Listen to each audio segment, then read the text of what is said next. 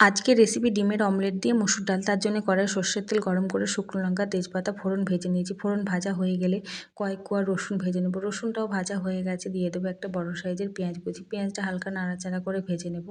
এরপর এর মধ্যে দিয়ে দেবো কেটে রাখা আলুর টুকরো। আলুগুলো ভালো করে নাড়াচাড়া করে নেব।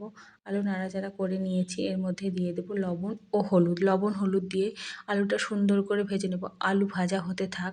অন্যদিকে মসুর ডাল ধুয়ে পরিষ্কার করে নেব। মসুর ডাল ধোয়া হয়ে গেলে আলুর সঙ্গে মিশিয়ে নেব।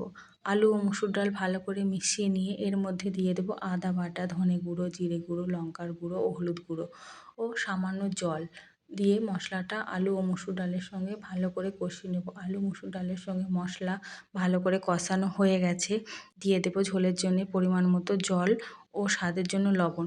ঢাকা দিয়ে দেবো সেদ্ধ হওয়ার জন্য। অন্যদিকে অমলেট ভাজার জন্য পেঁয়াজ কেটে নিয়েছি। পেঁয়াজের সঙ্গে লবণ, হলুদ, লঙ্কার গুঁড়ো, জিরে গুঁড়ো ভালো করে মিশিয়ে নেব। ফ্রাইং প্যান বসিয়ে তাতে সর্ষের তেল গরম করে নেব। সর্ষের তেল গরম হয়ে গেছে, আমি অমলেটগুলো এক এক করে ভেজে নেব। এটি উল্টে পাটিসাপটার মতো শেপ দেব, দিয়ে টুকরো করে অমলেটগুলো কেটে নেব।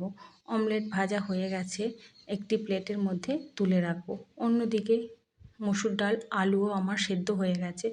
আলু মসুর ডাল সেদ্ধ হয়ে গেছে, এর মধ্যে স্বাদের জন্য দিয়ে দেবো অল্প একটু চিনি। চিনি দিয়ে ঝোল ফুটে উঠলে দিয়ে দেব এক এক করে ভেজে রাখা অমলেটের টুকরোগুলো। দিয়ে ফুটে উঠলে তৈরি হয়ে যাবে আমাদের আজকের রেসিপি ডিমের অমলেট দিয়ে মসুর ডাল। সামান্য কসুরি মেথি দিয়েই নামিয়ে নেব।